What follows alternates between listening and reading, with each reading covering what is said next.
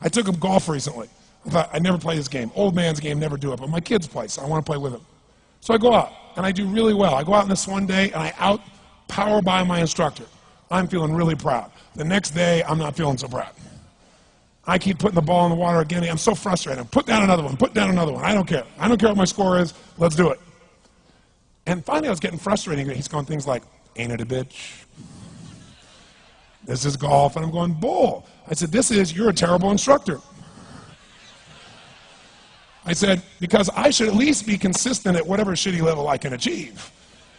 I said, I know I'm not Tiger Woods, but I should be able to be consistent, and you're just telling me that it's difficult. Telling me it's difficult is not helping. Tell me what to do. He said, well, actually, you're only a little bit off. I said, could have fooled me.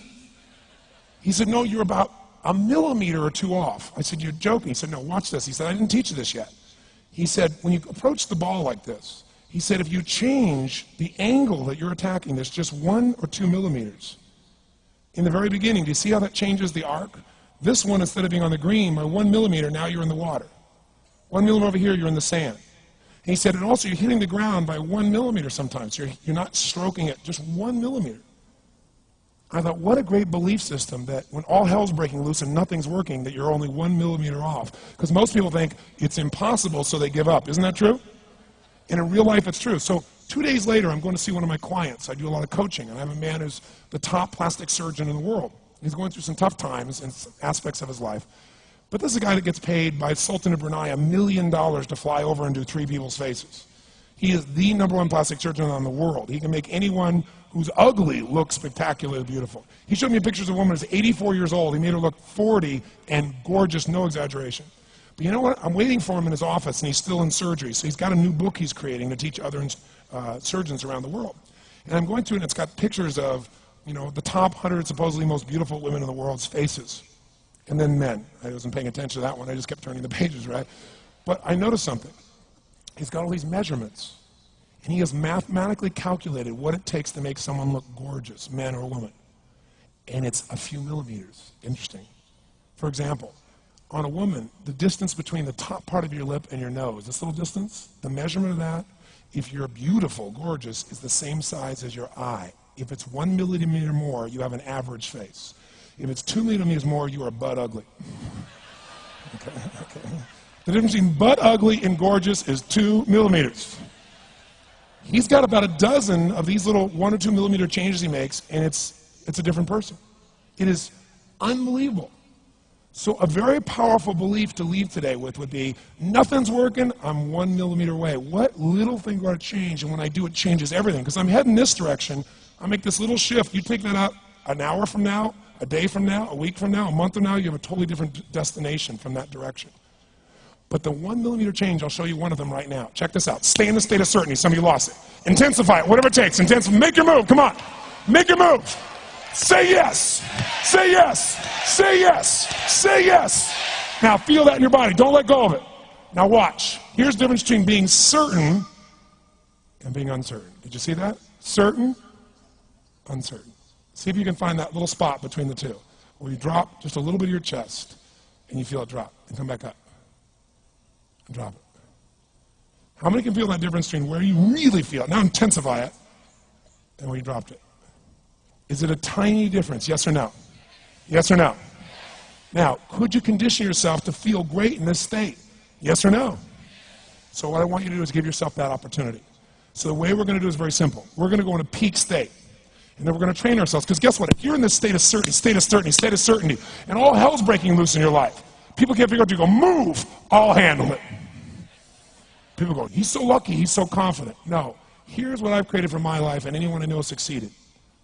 I'm a 17-year-old kid from Azusa, California, with no real education other than self-education, with no background, with parents that did their best, all of them, with no money, but I did one thing. I love people, and I had an enormous demand I made upon myself, and I sculpted my mind and my emotions to get me to do whatever it would take to achieve and to contribute. But to do that, I did it by using my body and changing my focus. I did it by putting myself in a peak physiology and using what I call incantations. Can you train yourself to believe something, yes or no? Absolutely. How many of you ever made the fatal mistake of going to Disneyland or Disney World, and while you're there made the fatal mistake of going to a ride called It's a Small World After All? What happens for about a week after you're out of that damn place? You're still singing this thing in your head in 24 languages, right? Well, let me tell you something. How many of you have things when you want to go achieve them and this part of your voice goes, oh, it's not going to happen, or forget it? How many got a voice that sometimes interrupts that good pattern? Say I. And what you want to do is train a new one. So starting when I was 17, I started doing incantations, not affirmations. Affirmation, you go, I'm happy, I'm happy, I'm happy, I'm happy, I'm happy. What's the problem? You haven't changed your what? Your what? Physiology. If you don't change your physiology, you won't get anything. So an incantation is not only you speak it, but you embody what you're saying with all the intensity you can. And you do it with enough repetitions that it sticks in your head. Like It's a Small World, now the conversation in your head is always the same and it gives you what you want. So you use your body and your voice. So 17 years ago I started doing things. I was working for Jim Rohn, this speaker, and I was 17 years old. I had long hair, minestrone soup, acne on my face. And I was trying to call on Bear Stearns type of people and convince them why they should go to this man's seminar and be more successful. I was driving a 1968 Volkswagen that I had earned at $40 a week as a janitor. The only way I did it was park far from the building and then go in, and I love people and I believe, but I put myself in state and I was able to influence people that were far more successful than I was at the time. I would do something that I still do backstage and have done for 23 years because I don't hope I'm going to be in a good state, I demand it. So I do an incantation using my whole body. I'd say, I now command my subconscious mind to direct me in helping as many people as possible alive today to better their lives by giving me the strength, the emotion, the persuasion, the humor, the brevity, whatever it takes to show these people and get these people to change their lives now. And I would do that literally driving in my Volkswagen to a meeting in LA on the freeway for 40 minutes. People are looking at me, I'm screaming at the top of my lungs. They're going, I know he's a serial killer, I know he is.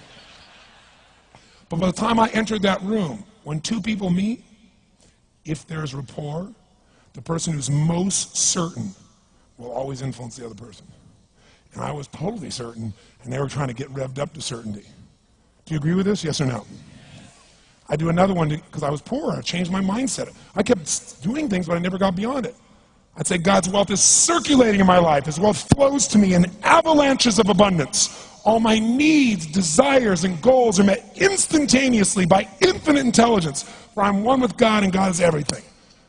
And I would imagine the abundance in my life, and I would feel so grateful. And a year later, I went from making $38,000 a year to making $1 million a year in 1 year. Because successful people do what failures won't. You follow me on this? You know?